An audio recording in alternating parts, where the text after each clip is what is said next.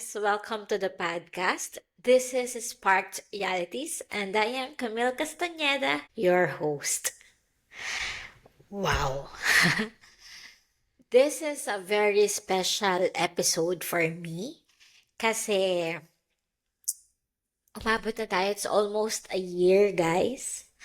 And actually, this episode is our 24th episode na dito sa Sparked Realities. And we're about to close season 1.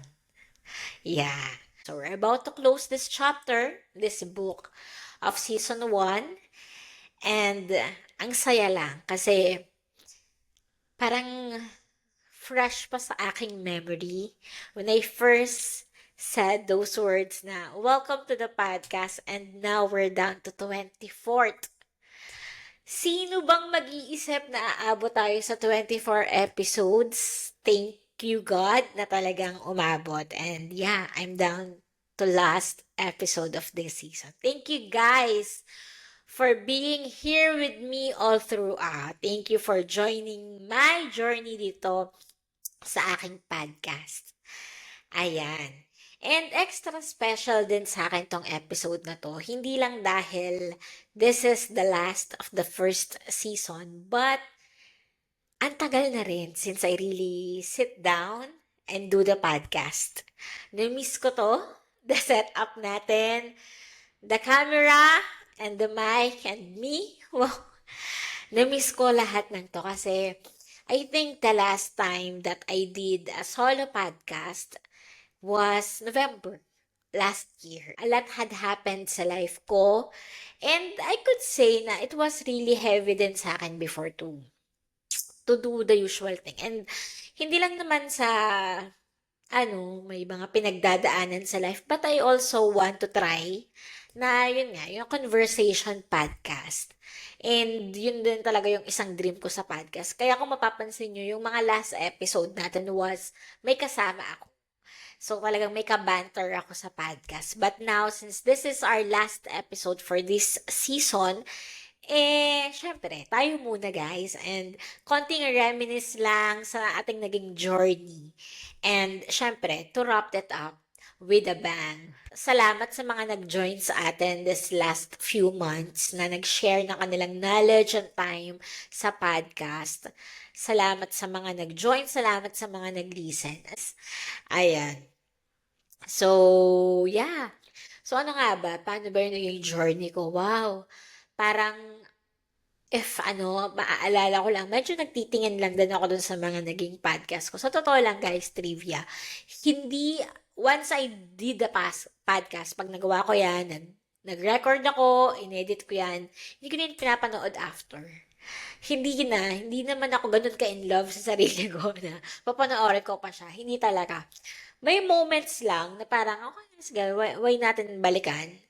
So, nito, I think last month or March na rin na nag-look back lang ako. Natuwa lang ako kasi wow, parang ang dami ko nang nagawang episodes. Then, grabe lang, parang somehow na proud naman ako sa self ko na, ay, nakapag-pull off ako ng mga ganong episodes. Ang galing lang. Nakakatuwa lang kasi siguro yung isang magandang part sa mga nag-podcast, nag-vlog is that meron kang pwedeng balikan sa buhay mo. Na, memories na, na somehow maybe legacy, di ba? Somehow na pwede mong balikan, to look back, na, okay, I did this, di ba? Na makaka-inspire sa'yo, makakapagpawaw sa'yo na, nagawa ko yun, sinasabi ko to, di ba? Na nakakatuwa lang balikan. Kasi yan, hindi ko inisip na ganon, magtutuloy-tuloy siya. And to do every episode is, syempre, extra special siya. As we're talking about some topic na ako naman ang goal ko lang lagi is all throughout this journey of mine, a year na I'm do the podcast is that gusto ko lang talagang i-share sa inyo yung knowledge, experiences ko in life. And sana, laging may mapulot kayo sa story na nasa-share ko sa inyo sa aking mga experiences. Yun lang naman yung talagang pinaka buod ng aking pagpa-podcast. Kasi for me, um, ayoko na mag-stop na siya sa akin. As much as I could inspire others, uplift others, gagawin ko siya. Kasi, ang dami ring mga tao, scenario na nag-inspire sa akin. That's why I kept on going sa buhay. So, kung kaya ko rin namang gawin sa ibang tao, why not? Hindi ko siya ipagdadap. Ayan, bonus na lang na there are people appreciating for the views, commenting. Nakakatuwa. 'Di ba? And for me to look back nga na, ay, ito na yung naging journey ko. 'Di ba? Na I have this episodes na nagawa ko na nakakatuwa lang, nakaka-proud somehow sa sarili. Ayan. So, to wrap up ang ating season 1, so meron akong um, some questions and sa sarili ko, oo, some questions and yung mga lessons na natutunan ko sa aking journey as a podcaster. 'Di ba? Ayan. So, para lang, 'di ba? Para more on ano lang naman to, reminiscing, 'di ba? As we're about to close one season of the Sparked Reality. So, yung mga ano pa bang mga tanong, 'di ba? Para para maging makabuluhan naman ang ating last episode for this season. Ayan. So, we have some questions na ano ba regarding podcast, regarding life, ayan, and I also have life lessons na natutunan ko through the year, through 1 year, and through this podcast. Ayan.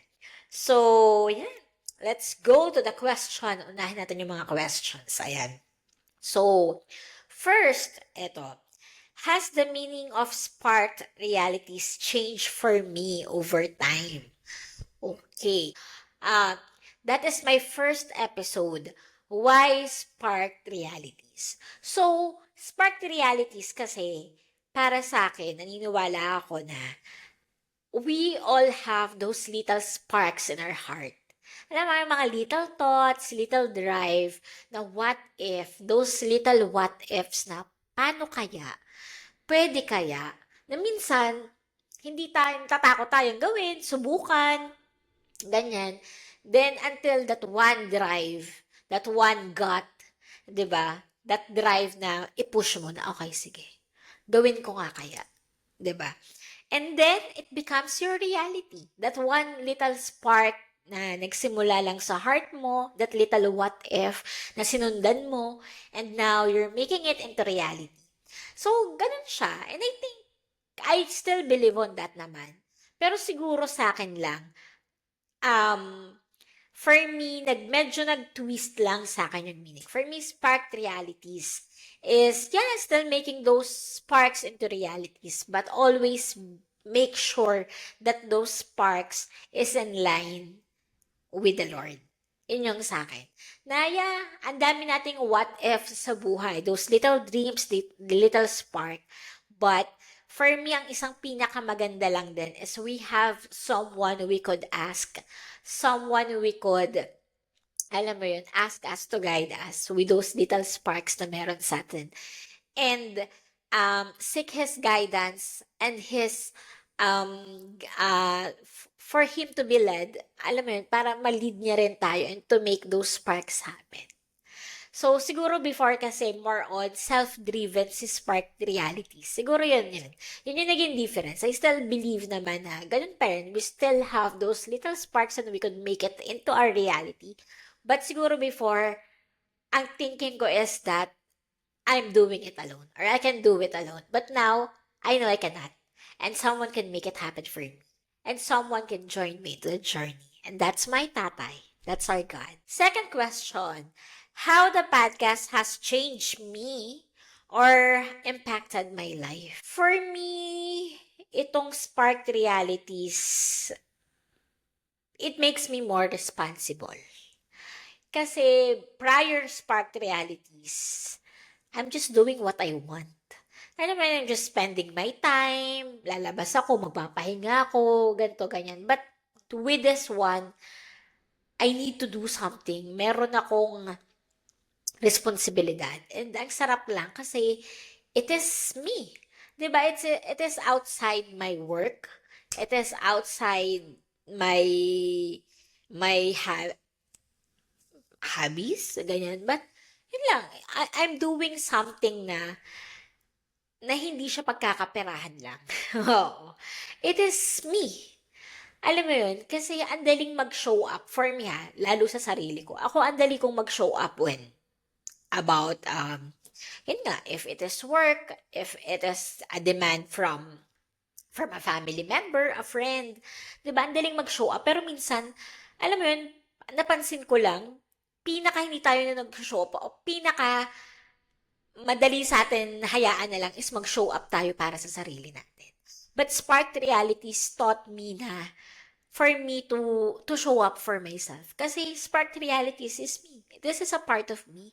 This is part of something na pwede kong i-share sa mundo. Kasi nga sabi ko, the goal of this podcast is for me to inspire, for me to uplift people, 'di ba? Through the journey na naranasan ko, through the lessons na nakuha ko sa buhay. And this something is what I can give to the world but through me. 'Di ba? Wala namang nagde-demand sa akin na, okay, mag-podcast ka, gumawa ka nito, ganyan. But it is something that I can do for myself and for others. Na yun, it makes me more responsible na mag-isip, mag-isip ng topic, mag-isip ng isang buong episode, mag-video, mag-edit, for be so creative. Yun, it makes me more responsible in life na hindi na lang siya out of leisure, hindi lang to do things out of money, hindi lang para mag-enjoy, but to do something more meaningful in life. Ang dali kasing, alam mo yun, mag-enjoy-enjoy lang. But this one, hindi kasi madaling mag-show up, sa totoo lang. Like, to be consistent for a year, hindi siya ganun kadaling gawin kasi, ano eh, minsan, ang dali kasi you have the drive. Alam mo yun, yung emotions, di ba? Ganyan naman minsan di ba? You're too in love in something that you do. Pero pag minsan, darating talaga yung time na you are less creative, wala kang drive, hindi ka ganun ka passionate, but you still need to show up. It's been the hardest part of maintaining this podcast for a year. To be consistent. Siguro kung may isa akong prayer talaga nung start ko yung podcast is masustain ko siya. Kasi ang dami talaga nakikita ko. Like ngayon naman kasi doing a podcast, doing a vlog. Alam mo yun, minsan kasi may gigil ka lang, nakita mo sa iba, kaya ko din yun. Tapos you have that high drive, high passion to do it. Then syempre, bababa yun. Life happens, mabibisi ka, ganyan. So, ang hirap, ang dami na makikita mo na nag-stop na sila in the middle, yan nila natuloy, ganyan. I could say, di ba, dun sa vlog ko na hindi ko na siya na-continue kasi nakita ko na hindi siya for me. So, yun lang talaga yung prayer ko, na sana masustain ko siya. And that's the hardest part, sustaining it. To show up every time, to release a podcast, to release an episode. I think nung una ginawa ko siya weekly, then nabawasan, pero nagawa ko naman at least monthly nitong huli na, alam mo yun, to really produce something. Yun talaga yung mahirap. To be there, to show up for the podcast. Kasi hindi lang naman to yung ginagawa ko, 'di ba? And yun nga, kaya nga sabi ko, maging responsable ako para sa sarili ko dito sa craft na nagawa ko or na start ko para sa sarili ko. Kasi, ang daling mag-show up if you are getting paid. Ang daling mag-show up if may demand. Pero sa akin kasi, I'm still little. 'Di ba? May mga nagko-comment, may nagla-like, na-appreciate ko yun. But yeah, parang, if iisipin ko, if I would stop now, wala naman ganun ka-impact, 'di ba? Ang daling talikuran na lang, 'di ba? Kasi wala namang ano eh, but I'm not chasing for the loud of the world, for the applause of the world, but I'm doing something for myself and for others. Ito yung share ko somehow for everything that I am blessed with. And ang daling mag-give up, ang daling wag na lang, ang daling magpakadala na lang sa busy if wala naman masyadong nakatingin. 'Di ba? But to keep on showing up, to keep on producing something, yun talaga nang wala naman masyadong, kasi nga 'di ba, ang daling magpakabuti, ang daling gawin yung mga bagay na ano natin, if may nanonood, if may nakatingin. Pero paano kung wala? 'Di ba? Would you still do the same? Would you still show up? Would you still do good things? Gusto mo pa rin bang mag-share? 'Di ba? And to be consistent on a year na tahimik lang naman, wala namang masyadong ano, mahirap din, aminin ko. Kasi nga, sabi ko nga, life happens, busy rin ako, may work ako, may mga responsibility ako, I'm alone here in abroad, wala akong ibang aasahan. I'm a one-man team with my podcast. And, yeah, andali na, wag na lang. Hahayaan ko na lang na ba't ba ako magpapakapagod? Ba't ba ako mag-show up? But for me, hindi yun yung, for me, that is not the meaning of life. The meaning of life is more on showing up. Alam mo yun, do things na hindi ginagawa ng madami. Why not, di ba? As long as you have a pure intention. Like for me, I keep on doing this. Hindi lang para sa sarili ko. Kasi for me, I really want to inspire. I really want to uplift souls hanggang kaya ko. Isa, dalawa, why not? Di ba? If may nabago, if may na-inspire. 'Di ba? So at least I did something na relevant. Hindi lang ako nagpahinga, hindi lang ako namasyal, but I made it to someone's heart, 'di ba? And siguro yung isang maganda lang is podcast is being recorded, pwede mo siyang balik-balikan. And who knows? 'Di ba na one day mas madami na tayong may inspire sa ating mga episode, 'di ba? Only God knows. Ayan. What I'm most thankful for about the podcast. Ang pinaka-thankful ako sa podcast was na-sustain ko siya. And the impact that it has sa buhay ko. Sobrang thankful ako kay Papa God na na-sustain ko yung podcast for a year. Kasi mahirap guys. Parang hindi mo iisipin, like nung ginawa ko siya nung first, okay, uupo ako after a year na, hello, welcome to the 24th episode. Hindi ko siya naisip.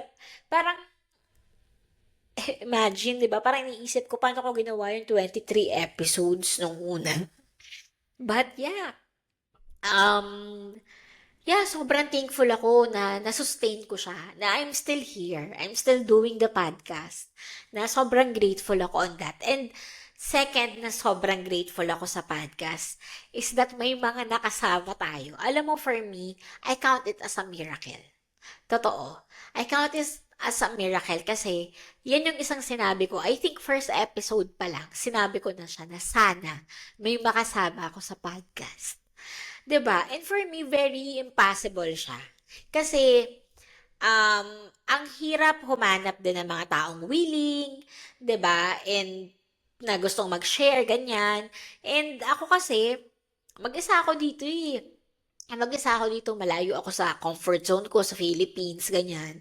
So, parang paano? Parang paano ko siya mapangyayari na may makakasama ako sa podcast? But it did happen. God made it happen. And hindi lang isa. 'Di ba? Ang dami nila na nakasama ko. And alam mo, every time na tinanong ko sila, natutuwa ako how willing they are. And yung sinasabi nila na natutuwa sila na invite ko sila, it is an honor for them. Na parang, wow, sino ba naman ako? So yun, sobrang thankful ako sa podcast ko na na-sustain ko siya. May mga nakasama ko, parang yung first prayer natin nangyari. And syempre, yung pinakabuod na thankful ako is yung mga nagko-comment sa akin. Na sinasabi nila na natuwa sila, they agree on what I have said, pinanonood nila.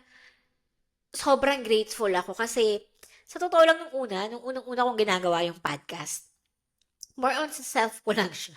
Kasi hindi ko inisip na may manonood. Parang talaga ba may manonood sa akin?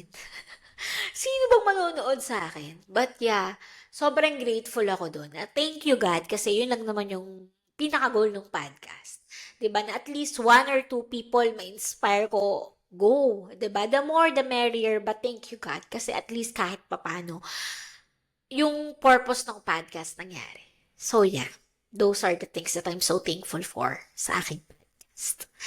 Ayan. So, done na tayo sa ating mga podcast questions. So, now we're going to live questions. 'Di ba? Yeah. Para ito yung mga, may matutunan naman tayo. Yan. So, okay.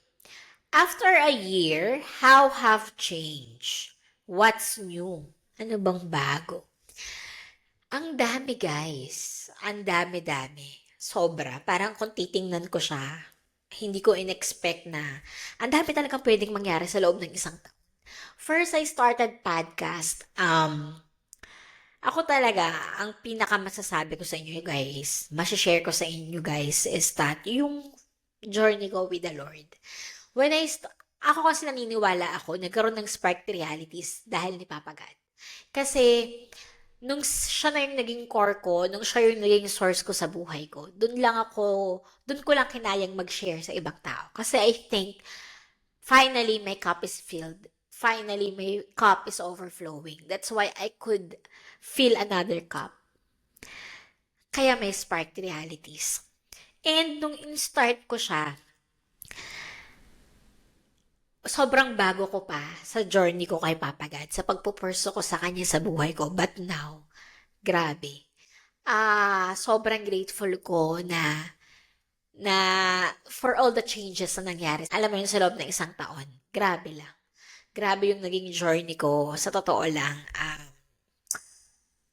hindi ko alam kung paano ko siya kinaya. Kung paano ko nagawa yun. Kasi ang daming naging pagsubok, ang daming naging lesson, ang dami. And how still this journey, this faith, is transforming me now. Ang daming nagbago sa point of view ko. For me, I could say, mas naging discipline ako, mas naging sensitive ako when it comes sa ibang tao. Alam mo yun, mas naging driven ako in life. Ang isang number one for me siguro, na sobrang laking nagbago sa akin. Hindi na ako overthinker. Yeah. Dati kasi sa totoo lang, ang dami-dami kong worry. What if ganto? What if ganyan? But alam nyo, through 1 year, yun yung isang nakita ko sa sarili ko. Hindi na ako warrior. Hindi na ako overthinker. Yun yung isa na sobrang happy ako. Na, yeah, syempre minsan may katok pa rin naman sa'yo, pero hindi na ganun. Hindi na siya ganun nag-i-impact sa life ko. Yeah, for me, that is one of the big change na nangyari. And it is because of my journey with the Lord. So, yan. Yan yung isang bago sa atin. 'Di ba? Dati kasi ang galing kong mag-isip, ano kaya? What if? Ganyan. Lagi akong takot, lagi akong may problema. Ang galing kong magawa ng senaryo. 'Di ba? Na magpapahirap sa sarili ko. But when I met God, when I pursue my journey sa aking faith, is that, yeah, those things have changed. And sa loob yun ng isang taon, guys. 'Di ba? And I think yan din yung nakapagpasustain sa akin sa podcast. Kasi wala akong worry. I'm just showing up. I just want to do these things because I want to share, to uplift soul. 'Di ba? Ang saya. Okay, next. Ito. What am I prioritizing in this season of my life? Same. Si God. Yung faith ko. Yun talaga yung aking pinaprioritize sa buhay ko. Cliche man nilang sasabihin, pero sa akin talaga, sinabi ko yan sa inyo sa madaming episode, I've done life. Ginawa ko yan. Ginawa ko lahat ng pwede kong gawin sa buhay. Sabi ko nga, I do it alone, I do it with friends, I do it. Dami kong drive sa buhay. Tinaray ko yung maraming bagay. And I always end up empty, half full, unhappy. 'Di ba? Na magtataka ako, bakit? Akala ko yun na yun, 'di ba? Until pinrioritize ko yung dapat kong i-prioritize sa buhay ko. Si Papa God. Kasi he's the one prioritizing me, 'di ba? So, natural lang and dapat lang. Talagang yung priority ko is siya. And guys, dun lang ako natapos ang pinaglalaban sa mundo. Wala akong pinaglalaban sa mundo kasi alam ko may lalaban para sa akin. So, yeah, he's still the one na pinaprioritize ko. When I say siya yung pinaprioritize ko, hindi naman ibig sabihin wala nang nangyayari sa buhay ko. Siyempre, for me, it is not life. Hindi rin yun yung gusto ni Lord para sa'yo na wala kang gawin sa buhay mo, definitely no. God wants you to be productive. Kaya nga may Spark Realities eh. Kaya nga I'm producing this podcast eh. Kasi, yun din yung, for me, yun din yung gusto ni Papa God sa buhay ko. Maging productive and to share His Word and for my life to be a testimony to others as well. So, siya yung pinapriority ko when it comes, siya yung priority ko and everything. Siya muna bago lahat. Siya yung core ng bawat lahat. All my relationships, when it comes to friends, to my family, when it comes to work, when it comes to my hobbies.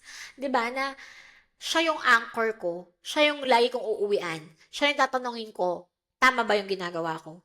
Is it in line with Him? 'Di ba? Kasi this world sa totoo lang, napakaingay ng mundo. Ang daming magsasabi sa'yo na, cut these people, priority mo yung sarili mo, ganito dapat, mayaman ka dapat, ganito, ganyan, ganyan, ganyan, ganyan, ganyan.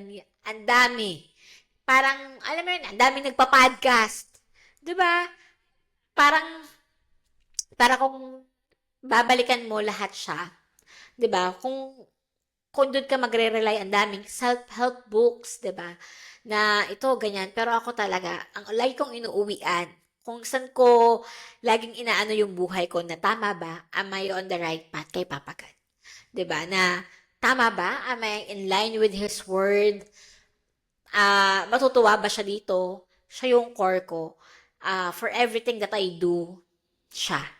And He's still the one I am prioritizing in my life. Kasi alam ko na pag sa kanya ako in line, the rest will be okay. I will be okay. Next question. What experiences this year make me see life differently?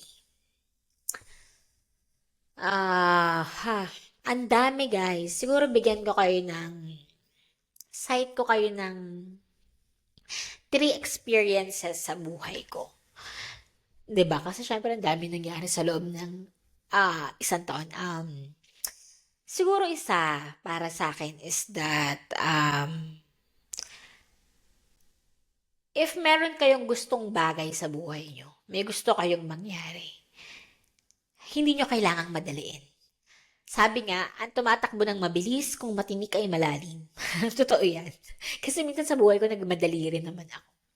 'Di ba? And yeah, ang pag ano kasi minsan, alam niyo, pag may mga little spark tayo sa buhay natin na gusto natin yung maging reality, don't rush.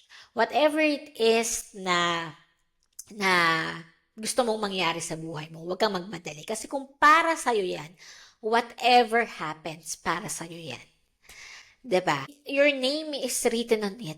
Kasi the more na nagmamadali ka, alam mo yun, minsan based on our emotions lang pala, 'di ba? Minsan hindi ka na nakakapag-decide with your sane mind. So when I decide things, maiisip ko siya, I pray for it first. Hindi ko siya minamadali. I think to it thoroughly. And yeah, nangyayari pa rin naman kung para sa'yo, 'di ba? You could still do the move, 'di ba? Pero hindi yung gagawin ko na, bahala na. And second, siguro, na experience sa buhay. Siguro sa akin yung having boundary. Kasi sa akin, sa totoo lang, when it comes to people, sa ibang tao, lalo na yung mga malapit sa akin, ako lagi akong, hindi ako ma-judge na tao. Kung sino ka man, ano ka man, I see you beyond that. For me, lahat tayo may purpose, lahat tayo kamahal-mahal, lahat tayo, alam mo yun, may kwento sa buhay. Hindi ako, ito mayaman, ito maganda, ito ganito yung past, ito yung ano. Para sa akin, ikaw yan, whatever you are, ikaw yan, 'di ba? Parang, hindi naman ibig sabihin na, hindi kita makakasundo or anything. For me, lahat tayo, sa lahat ng tao naniniwala ako, may mapupulot ako. 'Di ba? May makukuha ako. And, yeah, it's the relationship. Hindi naman yan kung sino lang siya, 'di ba? So, ganun ako.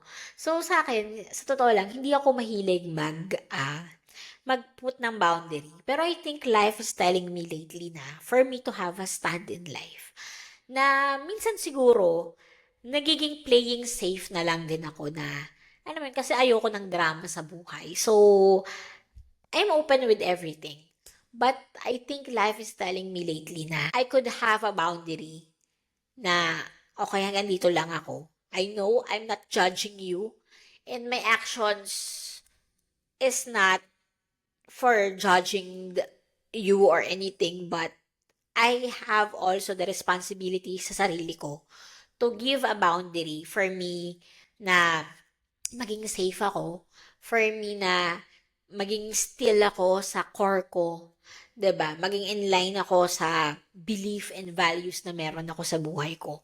Kasi minsan, alam mo 'yun, as much as gusto kong yakapin lahat ng tao sa paligid ko for them, for being who they are, pero minsan kasi alam mo yun, sila yung nag-o-over boundary, sila yung walang limit, walang respect minsan kung ano yung ka bilang tao, kung ano yung values na meron ka. They overstep at times. And ako, nahihirapan ako minsan to shut them off. Kasi for me, naiintindihan ko sila kung saan sila nanggagaling. And for me, I am harsh doing that na parang ilugar sila. And I think life lately is telling me na no. Walang masama na mag-ingat ka para sa sarili mo to put people on their place kasi if hahayaan mo sila mag-overstep sa buhay mo, hindi ka naman laging malakas. Darating yung time na baka kainin ka nila. Baka mag-iba na yung values mo, mag-iba na yung belief mo. Prevention is better than cure. 'Di ba? Na kung alam mo na ano, walang masama to say no, walang masama to bluntly say or choose your battles, 'di ba? Hindi lahat ng tao maiintindihan na may boundaries ka. Hindi lahat ng tao maiintindihan na nagse-say ka ng no or inilulugar mo sila. But minsan, yun yung best na magagawa mo, hindi lang para sa sarili mo, but for them as well. For them to know that they are overstepping, that they could better themselves, 'di ba? Na hindi siya madaling gawin kasi for me, it really have na the gut na kilala mo talaga din yung sarili mo. Na alam mo yung pinaglalaban mo. And for me, ang pinakaano lang din talaga is, nasan yung heart mo?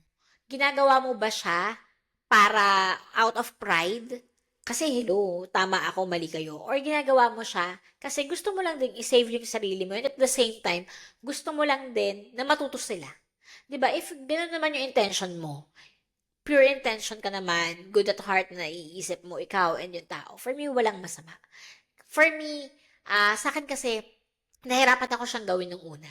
Kasi feeling ko I'm being harsh. I'm being judgmental. 'Di ba? Na parang sa akin, maano kasi ako eh, I could say na matatag naman ako. So I could handle it. Lagi akong ganun. Pero minsan pala, yeah, walang masama to draw that boundary to keep yourself safe and for them to know na minsan overstepping na sila and they should learn something from that. Yeah. Siguro yung isa is that you're never too old for something new. Yeah. Kasi alam nyo, nung una ako nagpunta dito sa Japan, feeling ko nun, okay na ako. Yung parang may gusto pa akong gawin sa buhay ko. Pero medyo close na ako when it comes to friends, to people. Kasi sabi ko nga, isang blessed ako, sobrang blessed ako, is when it comes to my friends. Hindi man ako masyadong sinuwerte sa buhay pag-ibig ko. Alam mo, from my school days to nagwo-work na ako, ang dami ko nagiging kaibigan. And talagang quality friends. Sobrang thankful ako kay Papa God. So, parang feeling ko, nung pumunta ako dito, okay na ako. Parang ang dami-dami ko ng friends. Pero you're never too old to have new friends, to try new things. 'Di ba? Kasi minsan akala ko kasi tanda na nung 30 eh. Nung nandun ako, hindi pala. Bata pa naman. So, yeah. Na you're never too old to try something. To be open. Dami pang pwedeng mangyari sa buhay mo. Sa totoo lang. So, wag mong isasara yung door mo. Wag kang mag-aano na, okay na ako. Ito na ako. Limit, okay na-experience. No. There's so much more. Wag mo yung ipagkait sa sarili mo to experience life. Kasi bawat season, bawat age, bawat year, may matututunan ka, may makukuha ka. There's so much to live on. 'Di ba? Minsan lang feeling natin okay na, 'di ba? We want to settle down, we want to a quiet time, pero wala naman masama. You could still live at peace. You could still live simply but still experiencing life. mabuhay ka hanggang kaya mo, 'di ba? Don't limit yourself, 'di ba? Ayun. So, yeah. Last question. What am I still chasing? Okay, ano pa ba? Ano pa ba? Ano pa bang gusto ni Camille?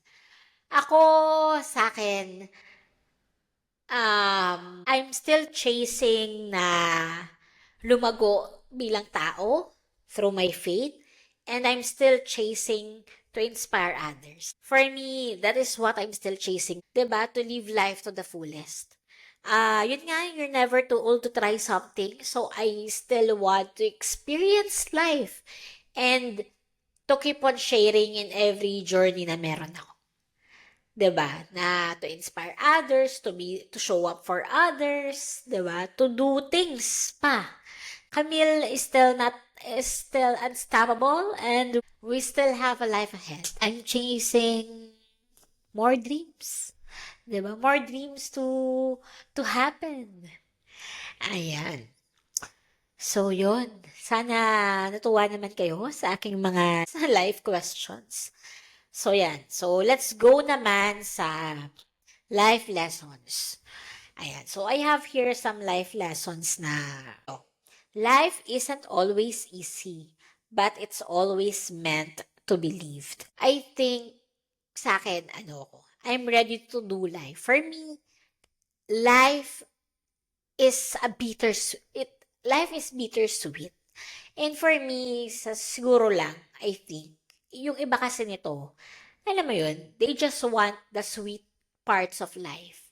And pagka bitter na, nagho-hold back sila or iba yung gagawin nila, hindi nila hinaharap. So for me, it stops you to grow. And sa akin, no, I'm ready for life. I'm ready to savor the sweet times of life, and I'm ready to face off the bitter times of life. Kasi gusto kong lumago sa buhay ko. I want to keep on growing, not just kasi hindi na ako lalaki, but to keep on growing in my faith, in my values, in my beliefs, na matuto pa ako sa buhay. Until the day that I stop breathing, I'm still ready to live on. 'Di ba? Yeah. Na minsan, for me, yun nga lang yung advice na don't let those hard times of life stop you to live. Kasi there's so much more in life. Kaya ka nga binabato ka ng buhay. Kaya ka nga inaano ng life kasi gusto kanyang matuto, gusto kanyang mag-grow. Meron pa siyang kwento para sa'yo. The life, kumbaga, it in store something so much more para sa'yo. 'Di ba? So, wag mo yung ipagkait sa sarili mo. To live more, 'di ba? Kasi ang dami pa. Hindi siya madali. Life is not easy, but it's meant to be lived. Hindi mo kailangang matakot, magtago na lang sa isang sulok. No. You could be bold, you could be happy, you could be anything that you want. 'Di ba? Basta alam mo yung core mo. 'Di ba? Don't stop yourself. Sabi ko nga kanina dun sa ating mga question is that age doesn't matter, 'di ba? It doesn't make you old enough not to experience things pa in life. There's so much more. Ayan. Ito, isa pa, yun, don't stop dreaming. God placed that dream in your heart for a reason, and He knows how to bring it to life. Yeah, naniniwala ako na, alam nyo yun, that's why spark realities, 'di ba? Na meron niyang maliliit na spark na yan. Kasi mangyayari. 'Di ba? God put that dream, that spark sa puso mo kasi He will make it happen. Kaya huwag kang matakot na suungin yung buhay kasi ang dami pang nandyan. 'Di ba? Huwag kang matakot na magkamali, alam mo yun, magkamali, mabigo sa buhay. Kasi there's so much more. Hindi mo may experience yung buhay. Hindi mo mararating at magagawang reality yung mga spark sa puso mo kung titigil ka, kung matatakot ka, kung maniniwala ka sa sinasabi ng iba. Nandyan yan because it's meant to be lived and it's meant to happen into your life. So, yeah. Kumbaga, sabi ko nga, hanggang buhay ka, mangarap ka. Don't stop dreaming. Meron at meron yan. Mangyayari at mangyayari yan. 'Di ba? Those sparks will happen to be your reality. Sparked realities. And sunod, ito, gusto ko to. Far but farther than before. Malayo pa, pero malayo na. Alam nyo kasi, ang daling tingnan na, ay, ang layo pa. Minsan kasi nalilimutan natin saan tayo nang galing. Sabi nga, minsan kasi, pagka nandun ka na sa medyo pangit na part, minsan sa buhay mo pinagdasal mo, yan na sana nandyan kay. Sana nangyayari yan. Kaso nasanay ka na. So parang ano ba yan? Ayoko na, 'di ba? Pero alam niyo yun, pag mga panahon na pinanghihinaan kayo ng loob, tingnan niyo kung saan na kayo. 'Di ba? Parang last year nasan ba ako? Ito pa lang ako, 'di ba? Hindi lang naman yan sa financial part, pati ikaw bilang tao. Ano ba yung mga nagbago sa iyo? Ano na ba yung mga nangyari? Ano na ba yung mga na-accomplish mo? Ang daling mangarap na okay, pangarap ko yun, gusto ko yan. Tapos, grabe, paano ba mangyayari yun? Pero if you will look back, nasan ka 5 years before, 3 years before? 'Di ba? Tapos, nasan ka na ngayon? 'Di ba? Ano yung mga naggawa mo? 'Di ba? Kumbaga, don't stop dreaming, pero wag ka rin mag-stop to celebrate your little wins. 'Di ba? Kasi yan yung nagdala sa'yo dyan. And yan din yung dahilan kung bakit nangangarap ka pa. 'Di ba? Wag mong hayaan na panghinaan ka ng loob dahil dun sa mga malalayo pang pangarap na meron ka. Kasi ang dami ng pangarap na nagawa mo na nangyari sa buhay. Malayo pa, pero malayo na. Yan. And for the last one, ito. Ang ating episode title, ito. Do it scared, do it unsure, do it anyway. For me, this is one of the greatest lesson na natutunan ko through my podcast journey and through the year. Ayan. Na, alam nyo kasi nung sinimulan ko yung podcast, sobrang unsure ako. Ano ba yung ginagawa ko? Sino ba ako? 'Di ba? Parang andaling ano kung celebrity ka, kung kilala ka or something. But I did it anyway. 'Di ba? I did it scared, I did it unsure, 'di ba? And yeah, 'di ba? Because I did it, I have this is my 24th episode. I am about to close one season and I am for another season. 'Di ba may mga taong sumuporta sa atin, may mga na-inspire tayo kahit papano. May mga tao na nag-join sa akin, na nag-share din ng kwento ng buhay nila, ng ideas nila in life. 'Di ba? Kung natakot ako, kung nagpadala ako doon, kung dahil hindi ako sigurado na kaya ko palang gawin, hindi ko na ginawa. Eh di walang spark realities. I will not be this happy, di ba? Do it scared, do it unsure, do it anyway. Di ba? May mararating yan. May magagawa yan. Ayan.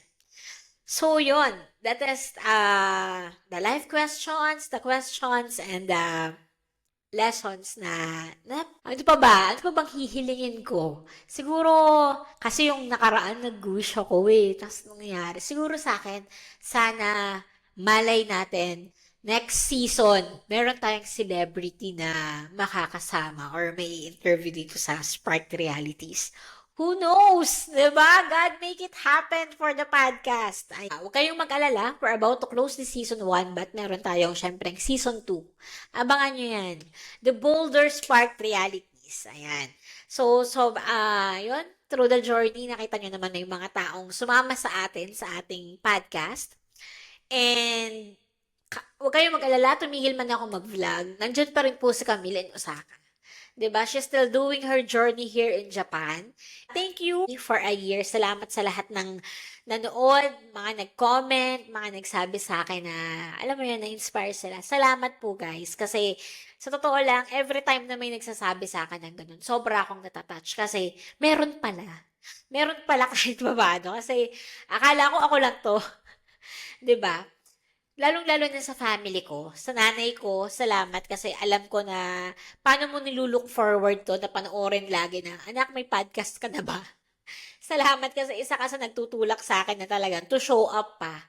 Salamat sa mga kaibigan ko na naniniwala sa akin. Salamat sa mga naging guest natin. Ako sobrang thankful ako kay Papa God. Thank you, God, kasi may Spark Realities. Thank you, God, for making it happen to my life. Salamat sa podcast. Salamat, Panginoon, kasi meron ako nito ngayon. Sobrang hindi ko to maiisip, and without you, I know, hindi to mangyayari sa buhay ko. So, thank you, God. Thank you, God, na na-pull off mo ko. Na-stretch mo ako for a year. I have 24 episodes, Lord. I am about to close the first season and I am about to open another one. So, be with me again. Salamat, Panginoon. Thank you sa naging journey ko. Again, guys, maraming salamat. Happy anniversary, Spark Realities. Thank you to all the viewers. Mahal na mahal ko kayo. And huwag kayong malulungkot kasi as we are about to close this first season, magbubukas naman ang ating season 2. So huwag kayong mawawala.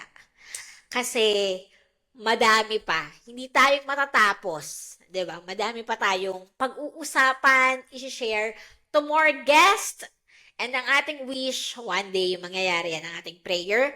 And to end this final episode of Season 1 of Spark Realities, let's end it with a Bible verse. Psalms 37:23-24. The Lord makes firm the steps of the one who delights in Him. Though he may stumble, he will not fall, for the Lord upholds him with His hand. Ayan. Thank you guys and see you next season!